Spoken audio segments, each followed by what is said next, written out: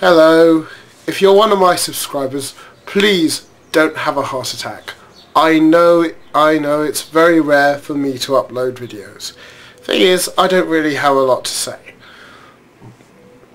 Can't really be asked with video blogging, so I thought I'd do a video about my collection of my model trains that I have so far.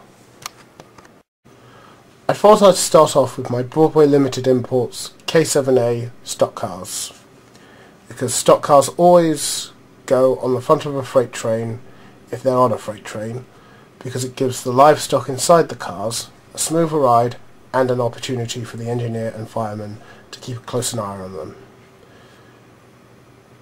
What I like about this is that they've all got separate road numbers, which is of course very common amongst American model freight cars, but in Britain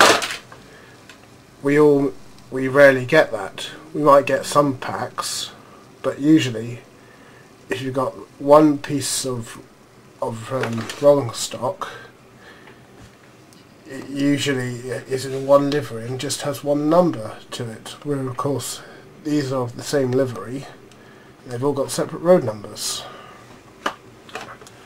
I'm very happy with the detailing on them. I think it's very fine, although the exterior does look rather plasticky, which can be fixed with some weathering. I'm thinking of just having like a light spray of brake dust on this. What I do love, which of course is quite common on American freight car models, is the sliding doors. Although of course mine would be firmly shut while they're on the roll. Don't want sheep or cows to go flying out. Right, this is my AFM 65-foot mill gondola. Yes, it's pronounced gondola in the context of freight cars. Gondolas are those little boats that punters push along in Venice. It's pronounced gondola in the case of freight cars.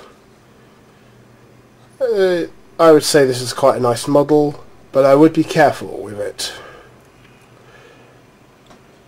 That brake wheel can be a real pain in the arse, and as you just saw there, the doors do tend to come down. So I would suggest, if you don't want that to happen, have some sort of a load in there. You know, since I model on the Pennsy, I reckon it would have been mainly used for shifting steel around, maybe from Pittsburgh to Philadelphia, or whatever manufacturing facilities there are in Pennsylvania, or in other lines. You know, it may be delivering from some steel from Pittsburgh to, say, Detroit, since I understand the Pennsy did go up to Detroit, as my dad will be in a few weeks' time.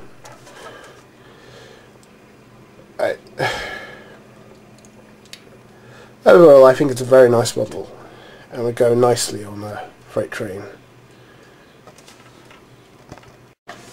Right, this is my 46-foot gondola, manufactured by Wolfers.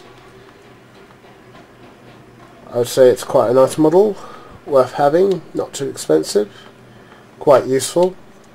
Not sure what to put inside it. Maybe have a bit of engine ash, I suppose. I mean, you can see we'd need something to transport ash around if you've got coal burning steam locomotives, as the Pennsy did. And it's got quite well detailed, not too expensive, and I'd say I'm quite happy with it. Right, these are my 53-foot flat cars, I believe they are, manufactured by Bachmann Silver Service. Now, I'm quite reluctant to use these on my trains. I wouldn't say they're bad models, it's just a case they're not, I don't think they're really suitable for the era that I'm modelling.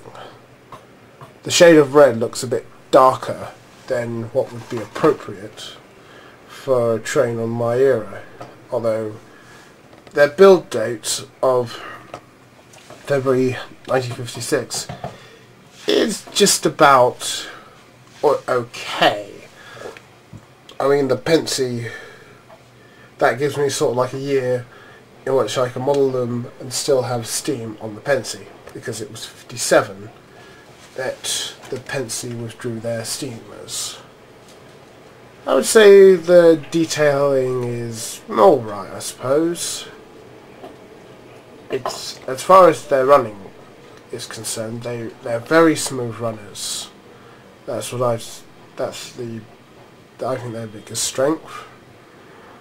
And although I probably would not actually run them on my trains.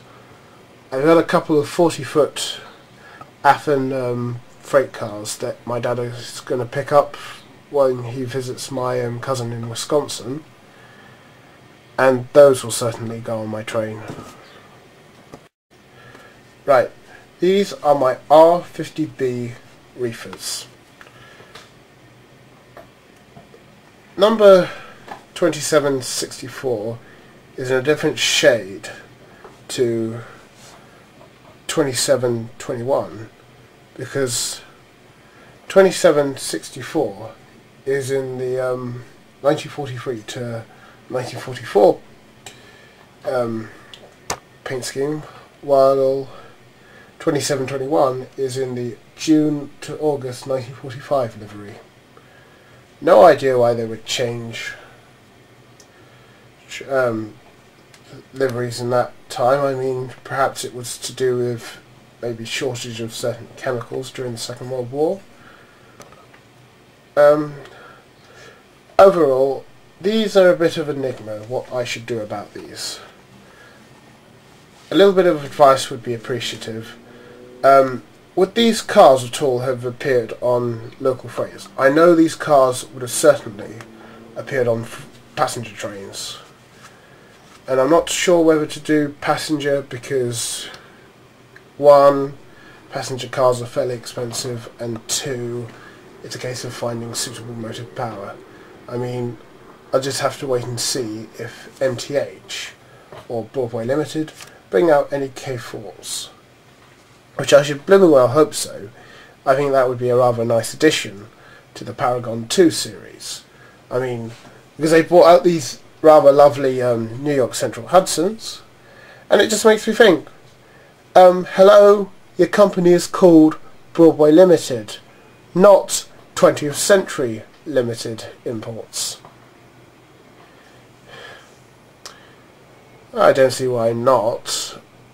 I mean, they produce the rather lovely I Want to Say that I've got on order, so it would be nice to see them bring back the Penske K4s.